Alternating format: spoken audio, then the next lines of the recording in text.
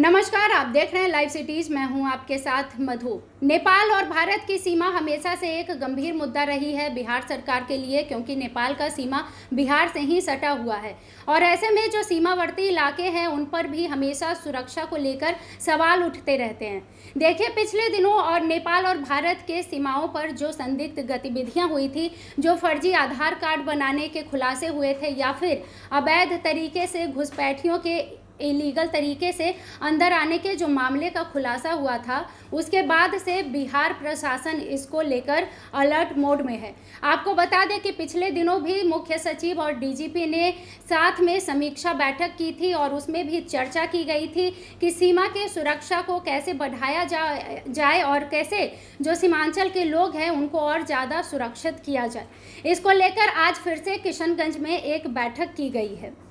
आपको बता दें कि किशनगंज में मंगलवार को बिहार के मुख्य सचिव प्रत्यय अमृत की अध्यक्षता में भारत नेपाल सीमावर्ती क्षेत्रों को लेकर उच्च स्तरीय समीक्षा बैठक की गई है।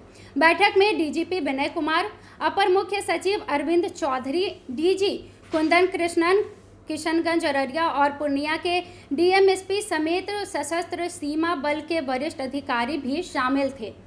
बैठक में सीमा सुरक्षा, अवैध आवागमन, तस्करी पर रोक और सीमा पार गतिविधियों की निगरानी को लेकर विस्तार से चर्चा की गई है।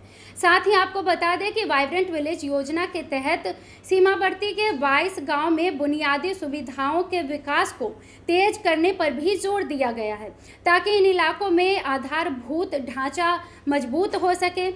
अधिकारियों ने बताया कि भारत नेपाल सीमा पर कुल 8,553 बॉर्डर पिलर का सर्वे कराया जा रहा है, जिनमें 1,325 पिलर गायब है और 1,956 क्षतिग्रस्त पाए गए हैं।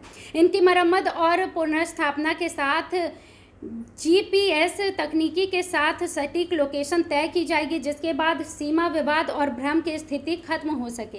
हाल ही में भारत और नेपाल के गृह मंत्रालय तथा सेना के अधिकारियों के बीच भी इस मुद्दे पर बैठक हुई थी और बातचीत हुई थी। इसमें संवेदनशील क्षेत्रों में तकनीकी निगरानी बढ़ाने और तालमेल मजबूत करने पर भी सहमति बनी है। बताया गया कि मुख्य सचिव 2 मई को दिल्ली में केंद्रीय मंत्री अमित शाह के साथ बैठक करेंगे और इन सभी बिंदुओं को उनके सामने रखेंगे। प्रशासन का मानना है कि इन कदमों से सीमावर्ती क्षेत्रों में सुरक्षा व्यवस्था और विकास दोनों में नई गति आएगी और जो सीमावर्ती इलाके हैं वो और ज़्यादा सुरक्षित हो पाएगी। देखिए, अब ये जो हाई लेवल समीक्षा बैठक की जा रही है, ये सिर्फ जो बिहार के प्रशासन है उनकी तरफ से नहीं, बल्कि अब जो नेपाल की प्रशासन है उनके साथ भी बातचीत की गई है और कई बिंदुओं पर दोनों तरह से सहमति भी बनाई गई है। अब ऐसे में ये जो बिंदु निकल कर आए हैं समीक्षा बैठक में, इनको गृह मंत्री अमित शाह के सामने रखा जाएगा। उसके बाद वाइब्रेंट विलेज योजना पर भी फोकस किया जाएगा और अभी जो है वो नेपाल और भारत के बॉर्डर की जो सुरक्षा है उसको बढ़ा दी गई है, ताकि संदिग्ध गतिविधियों पर नजर रखा जाए और उन्हें कंट्रोल किया जाए। फिलहाल के लिए इतना ही। और भी खबरों के लिए जुड़े रहिए लाइव सिटीज के साथ। वीडियो देखने के लिए आपका धन्यवाद।